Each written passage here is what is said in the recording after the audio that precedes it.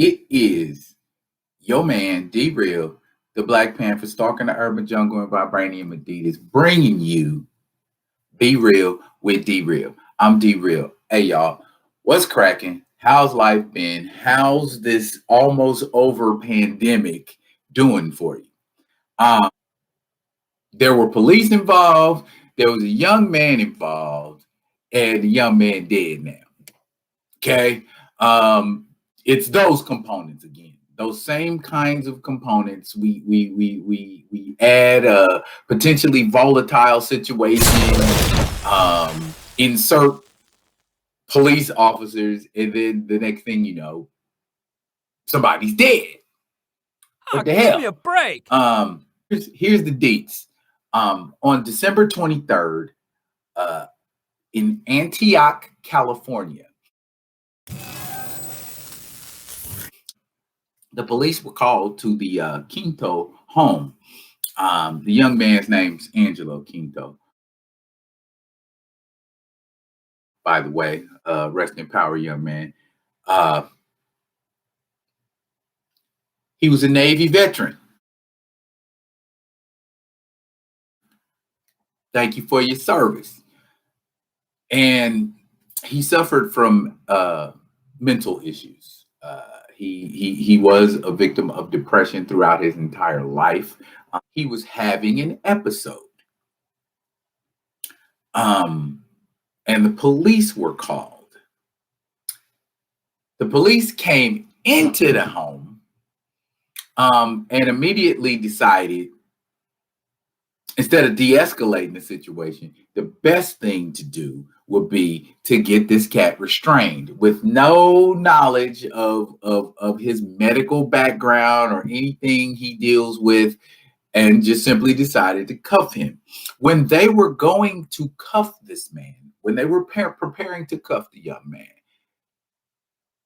"Please don't kill me," is the words that came out of his mouth. Please don't kill me.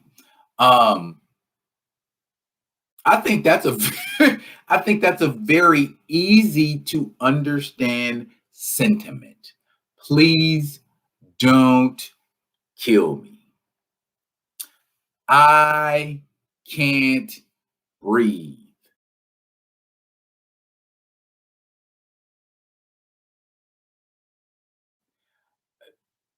But here's the thing.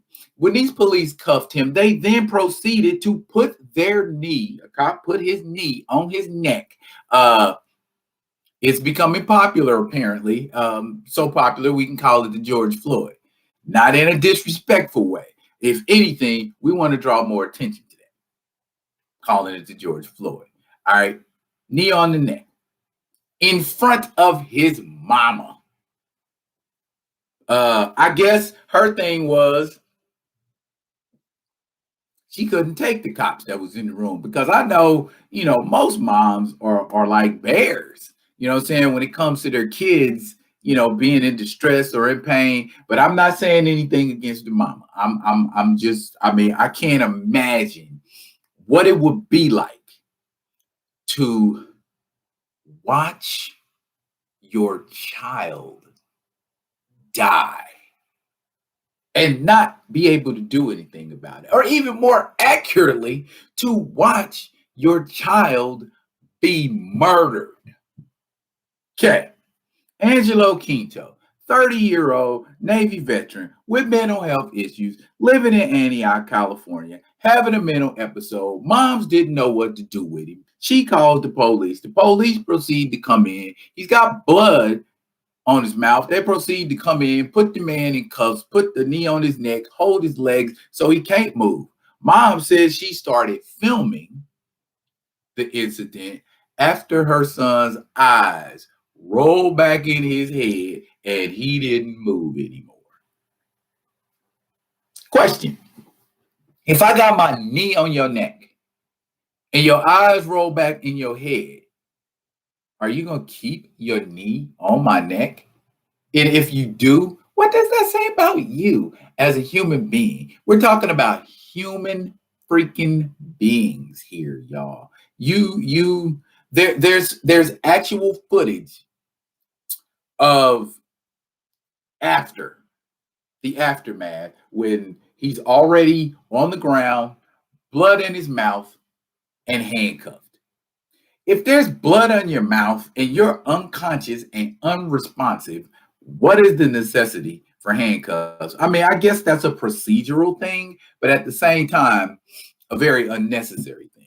If this man is unresponsive and not moving, and if I have my knee on your neck, you can feel that I'm not responding.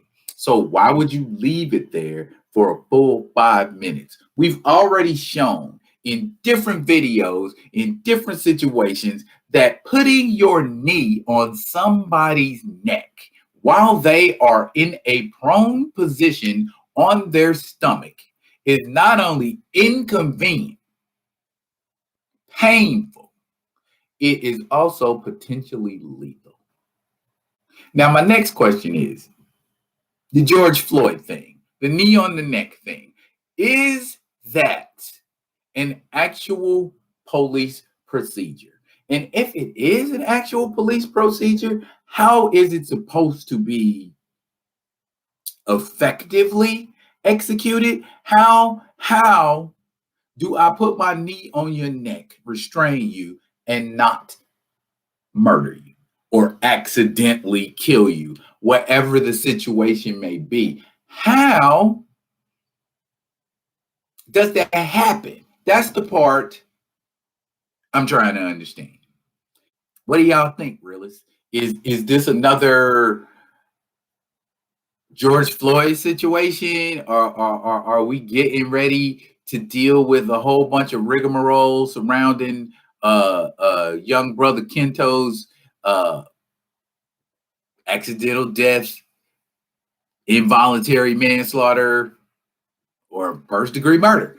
What I do know, a man is dead again. A man of color is dead again. A man of color is dead at the hands of police again. Um, y'all got to do better, police. That flat out, period. Y'all got to do better. There's no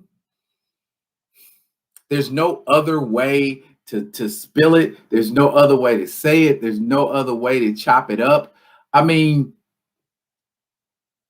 facts and figures, real facts, real figures going up, showing you what in the actual hell police have been doing for the past, what?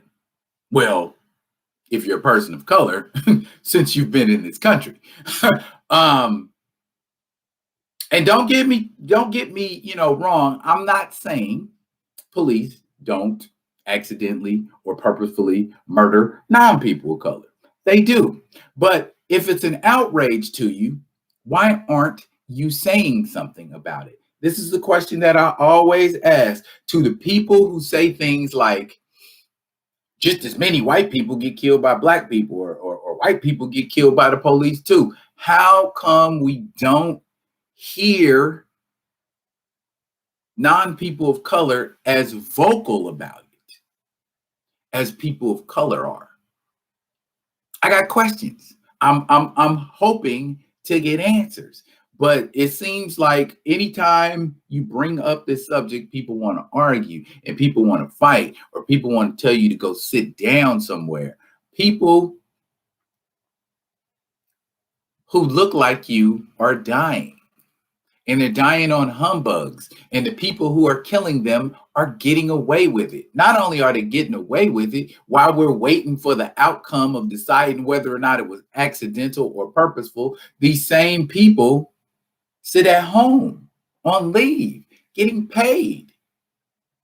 If I killed a police officer, I wouldn't be able to do that. And again, I understand there are procedures. Police officers are supposed to use an equal amount of force as the force being used against them.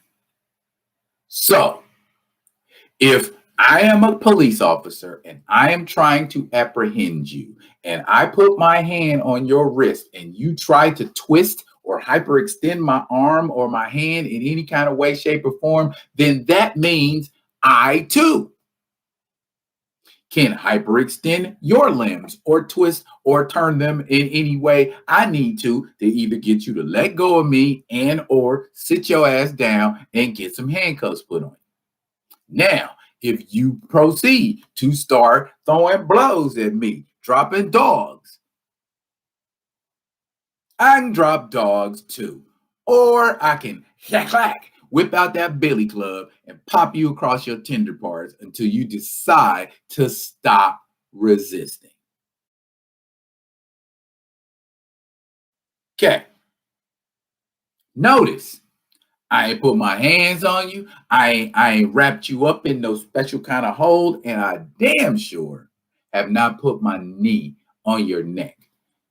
This man, from what I can understand, until more information comes out, was not being resistant. For the most part, he was being compliant. He let the police lay him out on the floor like a pancake, stretched out flat, and cuffed him, and then put the knee on his neck. Why would you put a knee on his neck after you got? If you handcuff me, put my hands behind my back, and lay me on my stomach, and then hold my legs, how much damage can I do? In fact, what can I do from that position? I got friends that study jujitsu. Fellas, if y'all watching, help a brother out. What kind of position can I move into to defend myself from a handcuffed position, prone on my stomach? Okay. I ain't no fight expert. I've studied one or two martial arts, but I know for a fact if I'm on my stomach on the ground and somebody's on top of me, more than someone on top of me, I'm probably not going to get out of that situation. At least not alive. So I have to capitulate and sit myself down and say, I'm not resisting. I'm not fighting. Do what you got to do, short of killing me.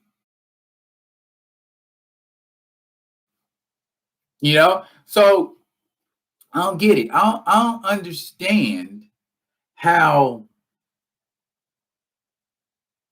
if you got me restrained and I'm not resisting, you just gonna keep restraining me in a painful way. Is that what y'all doing now? Because I know back in the 70s in Los Angeles, they had a chokehold. And this chokehold was legal. And that chokehold is it's actually just a standing up position for the most part of what this this George Floyd thing is that the police seem to be excited about putting on folks. Where am I at with this? Um, Even if we say, okay, what had happened was, and we explain it, and it's all totally plausible. The fact remains Angelo Quinto is no longer alive. And someone is responsible for that. Most likely a police officer. What happens after all is said and done? Angelo Quinto and his family have done, and when they have done everything they can do, and everything is said, and all of the information and evidence is laid to bear, will justice be served? I was born under the zodiac sign of Libra. Libra is the scales. Scales require balance. Okay? The scales of justice require balance. We We can't keep killing people, or I won't say we. The police can't keep killing people and it just not nothing is done, and we're past the point where we're saying we're tired of seeing this happen. We're past that. We're tired. We're beyond tired. So what y'all need to do is y'all need to implement some new procedures. Police, flat out. You need to implement something else besides what you're doing to people. Otherwise, there's going to be more protests, there's going to be more riots, and then conservative people are going to be upset because people who are rioting and protesting are tearing up property. And they're like, how come you can't protest without tearing anything up? And then it turns into that. And then it becomes more division. And that's all I'm saying. This is just another divisive situation. Ask yourself, how many riots, protests, public outcries have you witnessed just in the past, let's go 2 years? A lot more than you have seen in a long time. A lot more than you have seen in a long time. At where we're at, where we're just content to see, footage of people dying. And then the question becomes, should we stop airing this footage? Is it the footage itself of seeing someone die or mistreated or beaten by the police? Is it the footage itself that's causing it? Or is it the actions of the people involved that are causing it? Okay, because if it's number one, all we need to do is stop showing footage and the issue will resolve itself.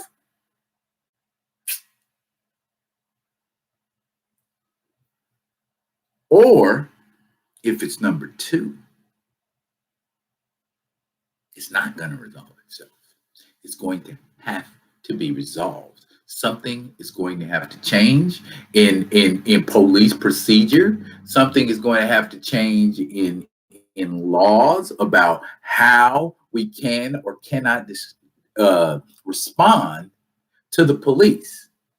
Okay, because where I come from in my hood, we all were led to believe that a lot of people, the majority of people who end up joining the police force, were people who were either bullied or who were unpopular or who didn't really fit in anywhere. And then they became police officers, and unfortunately, they became bullies after that. It's often said the police are the biggest gang in the country. And based on what they do and what they get away with, I'm finding it hard to challenge or dispute that. Don't get me wrong. I understand that there are situations where police officers have to use force. There are situations where police officers have to kill. Um, but if a police officer can be in a situation with a man who has a drawn AK-47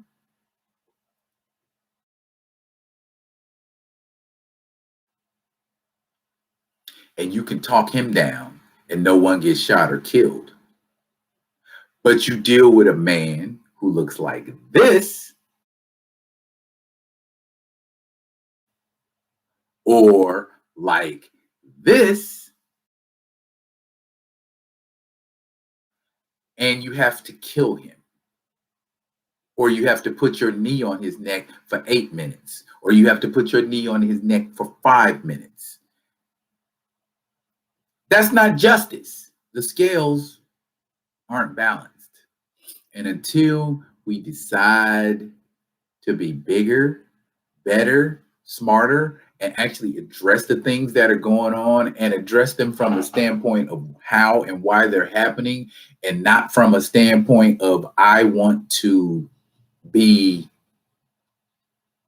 favorable towards these folks because they have a difficult job. If they have a difficult job, then they need to be adequately trained for said difficult job. I understand a lot of things that happen in the life of a police officer during the course of executing their job is random, it's sudden, and you have to respond instinctively. And that's all the more reason why there should be remedial training for police officers, extensive remedial training, real-time training. Take these situations that we're dealing with, that we've dealt with in the past year, your George Floyd, your Breonna Taylors, and even Angelo Quinto here. Take these kinds of situations and put these kinds of situations into your training curriculum, so that when these situations come up in real life, a police officer at least has some semblance, some inkling of what to do when they are presented with these kinds of situations and they don't over or underreact. I know that's a tall thing to ask of my police department, but damn, y'all out here killing mugs and y'all catching wreck for it. And there's going to be some kind of justice. I mean, we want this justice to take place on the up and up. We don't want street justice. We don't want revenge. We don't want those kinds of things happening in our communities. We want to all get along, but Rodney King said that back in the 90s, and look what happened.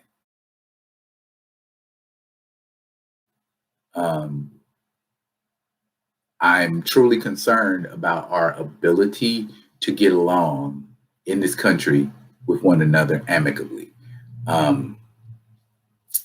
I hope, my hope is that people who are in error, people whose judgment is skewed, can see that skewed judgment, can see those errors and correct the course before we get off into some stuff.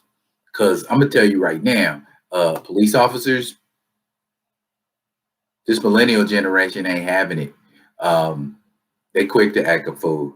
And if y'all ain't feeling them, please understand that sentiment is mutual.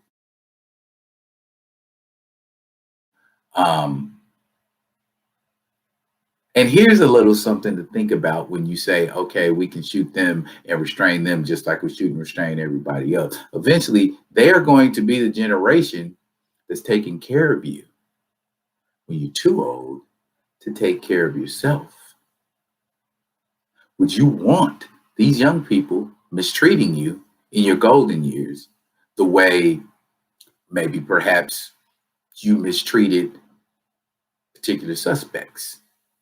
Maybe the way a Philando Castile was treated, or maybe the way Sandra Bland was treated, and Eric Garner, Michael Brown, and the fact that the list goes on and on is appalling to me. But as I said in the beginning, we need to do better. We really need to do better. This country was not founded on anarchy. But it was founded on some other things that we would really like to eventually put behind us when certain inequities are addressed. But until then, I fear you're going to have this situation for some time to come. As an individual in this country, and as an individual that is a human being that responds to human beings in human situations, my heart and condolences go out to the Quinto family. I wish nothing but the best for y'all, and I hope the outcome of that situation is favorable to y'all, because justice needs to be served. And with that, the British lady told me I got a minute and a half, so I'm going to go on ahead and wrap at this time. This is Be Real with D Real. And let me say real quick before I jet, if y'all found this fruitful, comment, like, and subscribe to the Be Real with D Real page. This has been, thank you, English lady. This has been Be Real with D Real for Saturday, January 27th, 2021. I'll be back next week with another interesting topic. Until then, y'all be good and be good to each other. I'm out.